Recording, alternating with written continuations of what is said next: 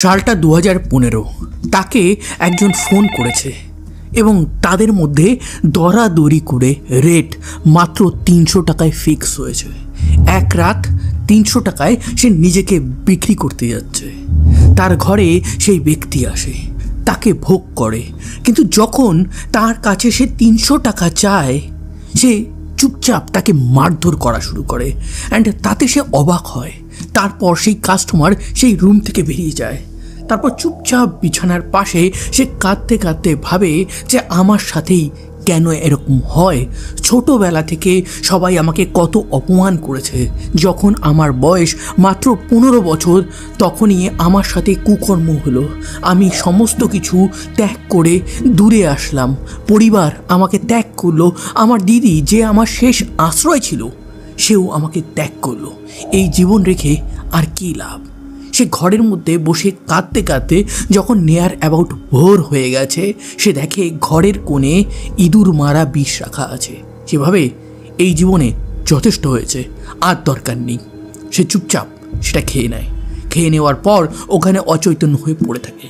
তারপর তার কি হয়েছিল সে নিজেও জানে না। 3 দিন পর তার সেন্স আসে। সে দেখে সে আইসিইউতে আছে। তারপরে সে আরও 10 দিন হসপিটালে অ্যাডমিট থাকার পর হসপিটাল থেকে ডিসচার্জ পায়। এরপরে আরও অনেকগুলো ঘটনা তার জীবনে ঘটে যায়। আবারও এক কাস্টমার তার কাছে আসে, তার সাথে মাত্র 200 টাকায় সে রাত কাটাবে, কিন্তু সেই 200 টাকাটাও কাজের পর সে পায় না। সে এবার ভাবে যে না, যথেষ্ট হয়েছে। আগের বার ইঁদুর মারা বিষ ছিল, এবার সে নিয়ারেস্ট রেল লাইনের কাছে যায়। ট্রেন একের পর এক ফুল স্পিডে ওখান থেকে বেরিয়ে যাচ্ছে। সে সাহস পাচ্ছে না। সে এই ঝাঁপ দেবে তো সেই ঝাঁপ দেবে, কিন্তু সে আর ঝাঁপ দিতে পারছে না। কোথাও না কোথাও সে তার জীবনের প্রতি একটা মায়া চলে এসেছে এবং দ্যাট দ্য মোমেন্ট ওই রেল লাইনে দাঁড়িয়ে সে শপথ নেয়, এই সমাজ আমাকে যতটা নিচু করেছে আমি তার গুণে গুণে প্রতিশোধ নেব। এবং সেই থেকে প্রতিশোধ নেওয়া শুরু হয়। এবং ঠিক এই ঘটনার 1 বছর পরে গুজরাটের রাজকোট শহর সেটা কাঁপতে চলেছিল। পুলিশ তন্ন তন্ন করে তাকে খুঁজবে, 2 লাখ টাকা পুরস্কার রাখবে। একের পর এক খুন হবে, কিন্তু তাকে ধরতে পুলিশের বেশ বেগ পেতে হবে। এক রেলকর্মী একটা লাশ পড়ে থাকতে দেখে।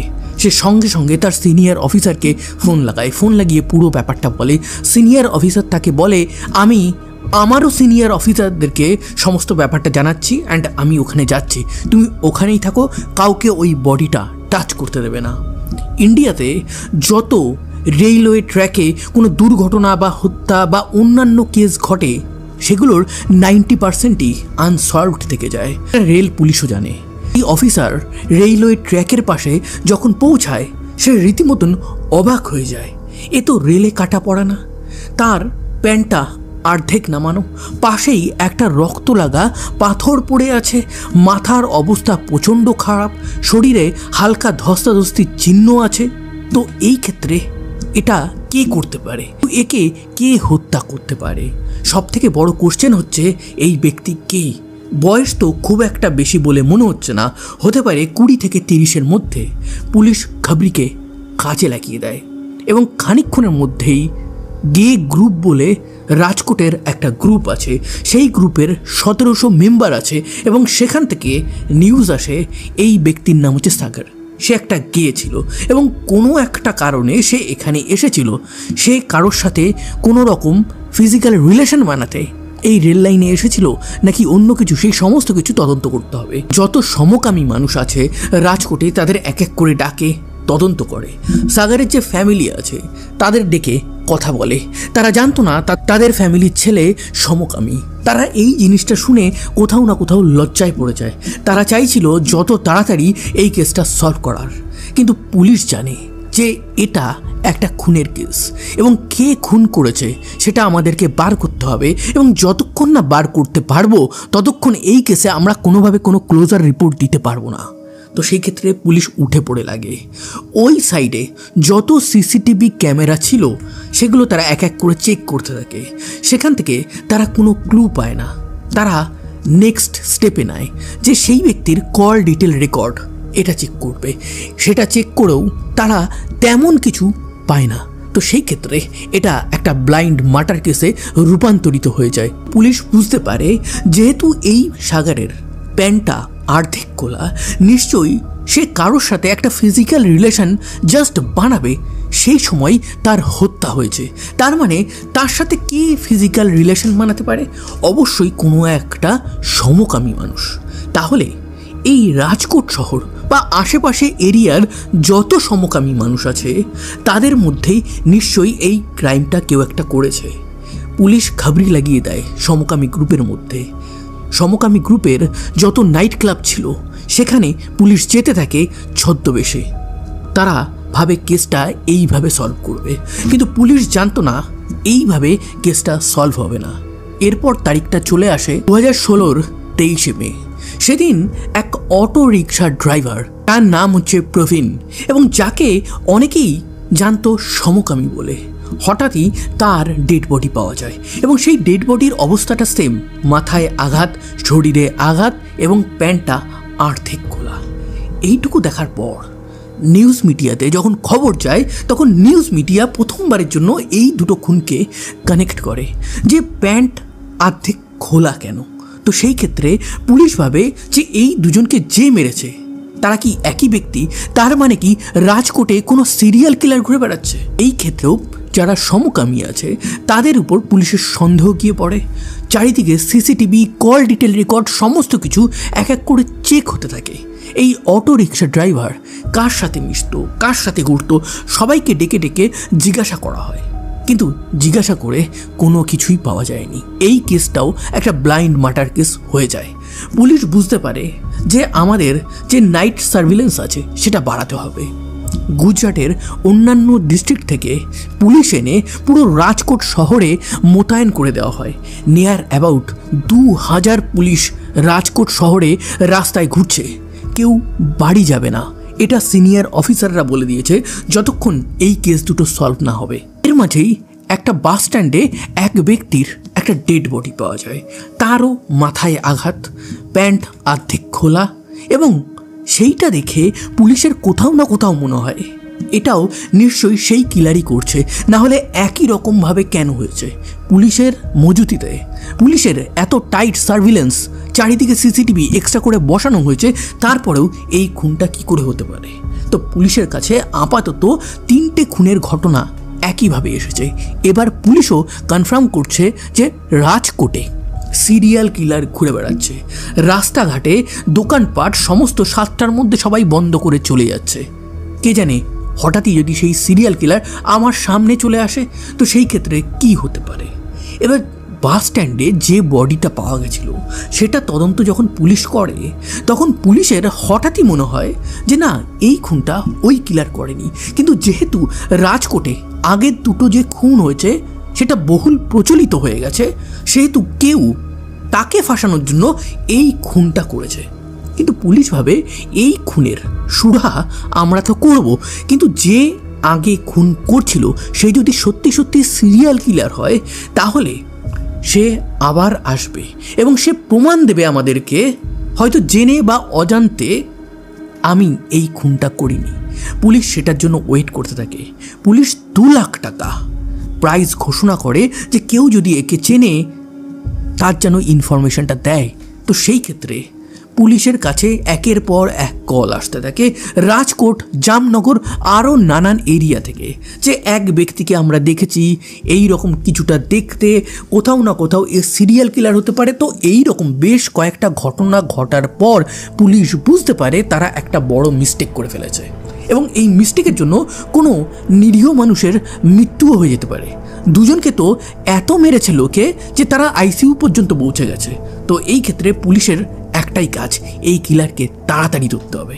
2016-র 26শে মে চলে আসে। সেই দিন এক ব্যক্তি পুলিশের কাছে আসে। তার বয়স নিয়ার অ্যাবাউট 45 কি 50। সে দোকান চালায়। সে পুলিশের কাছে এসে বলে, আমি রাজকোটের সেই সিরিয়াল কিলারকে চিনি, দেখেছি। পুলিশ শুনে অবাক হয়ে যায়। পুলিশ প্রথমে তো ভাবে এও আর 5টা মানুষের মতন ওই 2 লাখ টাকা পাওয়ার জন্য একটা গল্প ফেঁদেছে, কিন্তু তারপর যখন পুলিশ তার পুরো ব্যাপারটা শোনে, পুরো ঘটনাটা সে যখন বলে, তখন পুলিশও কনফার্ম হয় হ্যাঁ সে সত্যি সত্যি রাজকোটে সিরিয়াল কিলারকে দেখেছে। কিভাবে দেখেছিল? সেই দিন রাত্রেবেলা সে দোকান বন্ধ করে তার স্কুটি স্টার্ট করে বাড়ির দিকে যাচ্ছে। সবে মাত্র 500 মিটার গেছে, রাস্তায় তেমন কেউ নেই, অলরেডি রাজকোটে সিরিয়াল কিলারের ব্যাপার সবাই শুনে নিয়েছে। তো সেই ক্ষেত্রে সেভাবে স্কুটিটা কি আমি থামাবো? কিন্তু সেভাবে যে সবাই তো আর বাজে হবে না, হয়তো কোনো একটা কারণে আমাকে দাঁড় করিয়েছে। সে দাঁড়ায়, সেই ব্যক্তি বলে আমি একটু সামনে যাব, আমাকে একটু হেল্প করবে, আমি কোনো অটো পাচ্ছি না। এই দোকানদার তাকে স্কুটিতে উঠিয়ে নেয়। সবে আরও 500 মিটার গেছে, এর মাঝেই সে ফিল করে পিছন থেকে সেই ব্যক্তি তাকে একাধিকবার ছুরি মেরেছে। সে পড়ে যায়। তারপর তার দিকে সেই ব্যক্তি ছুরি ধরে বলে চুপচাপ এখান থেকে চলে যা। সে স্কুটিটা সবে নেবে, তাদের মধ্যে ধস্তাধস্তি শুরু হয়। এই সময় একটা লেবার উল্টো দিক থেকে আসছিল, সে ওটা দেখে যখন চিৎকার করে তখন রাজকোটের সেই সিরিয়াল কিলার পালিয়ে যায়। তারপর পুলিশ এই জায়গা থেকে অন্তত একটা স্কেচ বানাবে। সেই ব্যক্তি হুলিয়া বলে, সেই রাজকোট সিরিয়াল কিলারের একটা হুলিয়া বানানো হয়, চারিদিকে ছবি পেস্ট করে দেওয়া হয়। তারপরে পুলিশের কাছে আরও একাধিক ফোন আসতে থাকে যে এখানে আমরা দেখেছি, ওখানে দেখেছি। পুলিশ চায় কিন্তু প্রত্যেকবার তারা মিস করে যায়, অথবা ভুল মানুষকে তারা অ্যারেস্ট করে। ঠিক তার 2 দিন পর বল্লভ নামে এক 60 বছর বয়সী মানুষের মৃতদেহ পাওয়া যায়। তার মেয়ে থানাতে এসে কমপ্লেন করে, পুলিশ তদন্ত করে, বডিটা উদ্ধার করে এবং তারও যে ডেড বডিটা পাওয়া গেছিল সেখানেও সমস্ত সিমটমস এক ছিল। তার প্যান্টটা অর্ধেক খোলা ছিল, তার মাথায় আঘাত ছিল, পাশে পাথর পড়েছিল। পুলিশও এবার কনফার্ম হয়ে যায় যে রাজকোটের সিরিয়াল কিলার আর 3য় খুন এবং 4র্থ অ্যাটাক করে ফেলেছে। আর কটা করবে সেটা পুলিশের এখনও কোনো আইডিয়া নেই। পুলিশের কাছে স্কেচ আছে। এবার হঠাৎই পুলিশের এক কনস্টেবল পুলিশের সিনিয়র অফিসারদেরকে ফোন লাগায়। সে বলে যে এখানে এক অটো ড্রাইভারের সাথে আমরা এতক্ষণ ধরে কথা বলছিলাম। সে বলে যে এই যে ব্যক্তির স্কেচ প্রকাশ করা হয়েছে তাকে সে চেনে। তখন সিনিয়র পুলিশ অফিসার বলে ওই অটোওয়ালাকে নিয়ে সোজা অফিসে চলে আসো। তারা অফিসে আসে। সেই অটোওয়ালা বলে যে এই যে ব্যক্তির স্কেচ আপনারা প্রকাশ করেছেন সে আমাদের রুটেই অটো চালাতো, কিন্তু লাস্ট 6 মাস তাকে অটো চালাতে দেখিনি। সে রীতিমতন গায়েব হয়ে গেছে। আমি কনফার্ম হয়ে বলছি এই সে। তখন পুলিশ বলে এর নাম কি? অটোওয়ালা বলে যে এর অ্যাকচুয়াল নাম কি সেটা তো আমরা জানি না, কিন্তু এ বলতো তার নাম হচ্ছে হিতেশ। তার মানে প্রথমবারের জন্য তারা একটা নাম পেল। কয়েকদিন আগে তারা স্কেচ পেয়েছে, তো আপাতত তারা কনফার্ম হয়েছে। এবার তার যে অটোর নাম্বার আছে সেটা রাজকোটের যে আরটিও অফিস আছে সেখানে গিয়ে চেক করে যে অ্যাড্রেস, ফোন নাম্বার কিছু পাওয়া যায় কিনা। তারা জানতে পারে রাজকোটে এই রকম কেউ অটো রেজিস্টারই করেনি। তার মানে তার অটো যেটা ছিল সেটা অন্য কোথাও রেজিস্টার করা। তো সেই ক্ষেত্রে তারা গুজরাটের প্রত্যেকটা শহরে অটো যেখানে যেখানে রেজিস্টার করা আছে সেগুলো চেক করতে থাকে, এবং চেক করতে করতে তারা শেষমেশ হিতেশের অটো কোথা থেকে রেজিস্টার হয়েছে সেটা জানতে পারে। সেটা হচ্ছে জামনগর। তারা জামনগরের খবরি পুলিশ সবাইকে এই পুরো ব্যাপারটা বলে।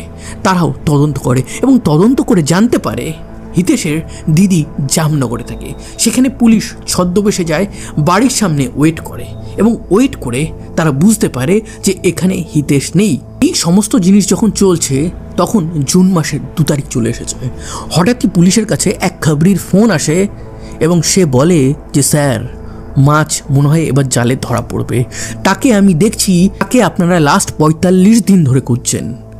পুলিশ বলে কিচ্ছু করবে না, তুমি জাস্ট তাকে ফলো করো, আমরা যাব তারপর তাকে অ্যারেস্ট করবো। হিতেশ যখন তার রেন্টেড হাউসের দিকে যাচ্ছে তখন পুলিশ তাকে পিছন দিক থেকে এসে অ্যারেস্ট করে থানাতে নিয়ে যায়, এবং থানাতে নিয়ে যাওয়া মাত্রই সে বলে যে যা করেছি বেশ করেছি, আমার সাথে এই সমাজ যেটা করেছে সমাজ সেটা তো ভুগবেই। আমি অদ্ভুত আনন্দ পেতাম যখন ফিনকি মেরে রক্তগুলো বেরিয়ে আসতো। আমি মনে করতাম আমার প্রতি করা প্রত্যেকটা ভুল এই সমাজের, তার প্রত্যেকটার প্রতিশোধ আমি নিয়েছি। হিতেশ কে? হিতেশের জন্ম হয় রাজকোটে। তার একটা ভালো ফ্যামিলি ছিল, সমস্ত কিছুই ঠিকঠাক ছিল। তাকে সবাই লম্বু লম্বু বলে ডাকতো। তার হাইট ছিল 6 ফুট 1 ইঞ্চি। কিন্তু এত লম্বা হওয়া সত্ত্বেও তাকে সবাই ছক্কা বলতো। তার কথাবার্তা, আচার আচরণ সমস্ত কিছুই ছিল মেয়েদের মতন, এবং এই কারণে সে নানান রকমভাবে ইনসাল্টেড ফিল করত। সে কম বয়স থেকেই অটো চালাতে শুরু করে। একদিন বাড়িতে কেউ নেই, হিতেশ তার এক বন্ধুর সাথে ফিজিক্যাল রিলেশন করছে। অবশ্যই সেটা একটা সমকামী সম্পর্ক। সেই সময় তার বাবা দেখে ফেলে এবং দেখা মাত্রই তাকে বলে যে তুই আমাদের অভিশাপ, তুই আমাদের ফ্যামিলি থেকে বেরিয়ে যা।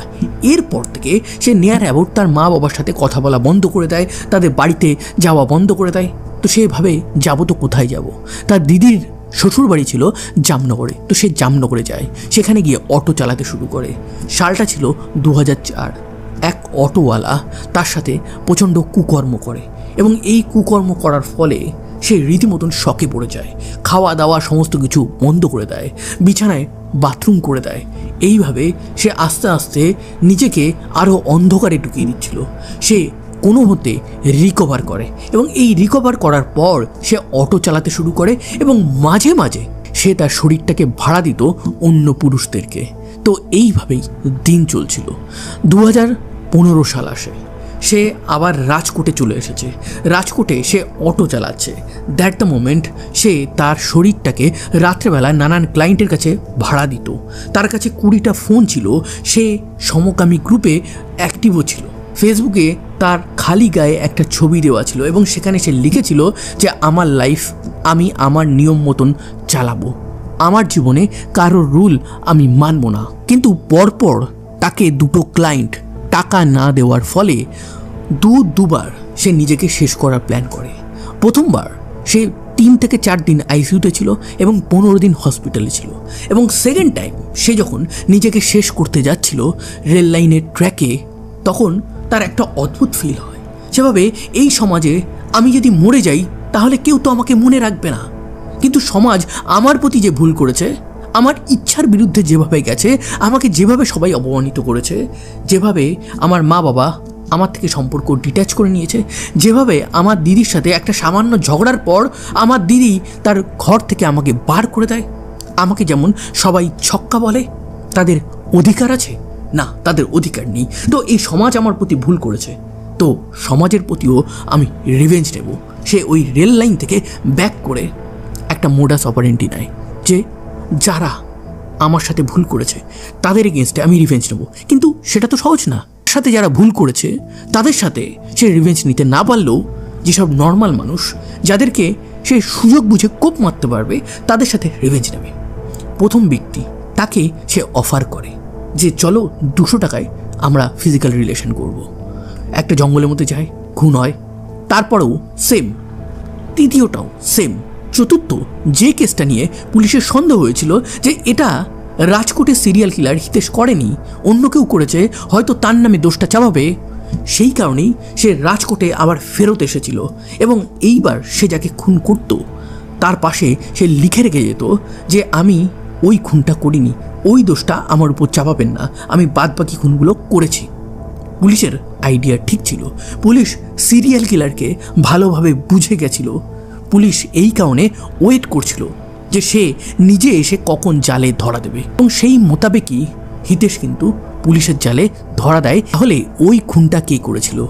যে ব্যক্তির মৃত্যু হয়েছিল সেই ব্যক্তির বাবাই ওই খুনটা করেছিল কোনো একটা অর্থনৈতিক কারণের জন্য। তারপর তাকে জেলে পাঠানো হয়। কোর্টে ট্রায়াল চলতে থাকে। 2021-22 দুটো কেসে খুব একটা প্রমাণ না থাকার জন্য তাকে কিন্তু মুক্তি দিয়ে দেওয়া হয়। কিন্তু একটা কেসে তাকে অভিযুক্ত করা হয়েছিল এবং সেই জন্য সে কিন্তু তখনও জেলে ছিল। 2024 সালে সেই কেসের রায় আসে এবং তাকে আজীবন কারাবাস দেওয়া হয়। তার এগেনস্টে অনেক প্রমাণ ছিল, সিসিটিভি ক্যামেরা ছিল। সেখানে সে একটা ভিকটিমের পিছনে হেঁটে যাচ্ছিল। সে দুটো ভিকটিমের ফ্যামিলিকে ফোন পর্যন্ত করেছিল খুন করার পর। জাস্ট ফোনটা অন করত, বাবা, মা, ভাইয়া, ক্লোজ যেসব রিলেটিভ আছে সেই নামগুলো তো ওইভাবেই সেভ করা থাকে, তো তাদেরকেও ফোন করতো। সে ফোন করে বলতো যে মেরে ফেলেছি, যা খুশি করার করে নে। এক ব্যক্তি যার বয়স ছিল 60, তার সন্তানও ছিল, তাকে সে মেরেছিল এবং মারার পর তার ছেলেকে সে ফোন করে বলেছিল যা মেরে ফেলেছি, কাকটাকে মেরে ফেলেছি। কেন সেই ব্যক্তিকে হিতেশ কাক বলেছিল সেটা শুধুমাত্র হিতেশই জানে। এবার জেলে তো সে আছে, জেলে কি সে নর্মাল ভদ্রভাবে আছে? না, সে মারাত্মক কাজকর্ম ওখানেও করে। তাকে একটা আলাদা জেলে রাখা হতো, 1 বছর পর তাকে নর্মাল সেলে নিয়ে আসা হয়। সেখানে যেসব নতুন কয়েদি আসতো তার সাথে কিন্তু হিতেশ কুকর্ম করতো। এই জিনিসটা তারা সিক্রেট রাখতো, পুলিশদেরকেও বলতো না। কিন্তু হঠাৎই এক ব্যক্তি জেলের মধ্যে নিজেকে শেষ করে নেয়। তদন্ত করলে অন্য এক কয়েদি বলে যে হিতেশ যারা নতুন আসে, যারা চুপচাপ, তাদের সাথে জেলের মধ্যেই কুকর্ম করে। তো এই কারণে ও এইভাবে ঝুলে পড়েছে। হিতেশকে আবার নর্মাল সেল থেকে এমন সেলে রাখা হয় যেখানে সে একা থাকবে। এখন সে একা আছে, তার মধ্যে কোনো মেন্টাল ইলনেস নেই, তার কোনো প্রবলেম নেই, সে মেন্টালি একদম ফিট। যেটা সে করেছে সেটা সে নিজের ইচ্ছায় করেছে এবং এইভাবেই একটা অসুরের জন্ম হয়।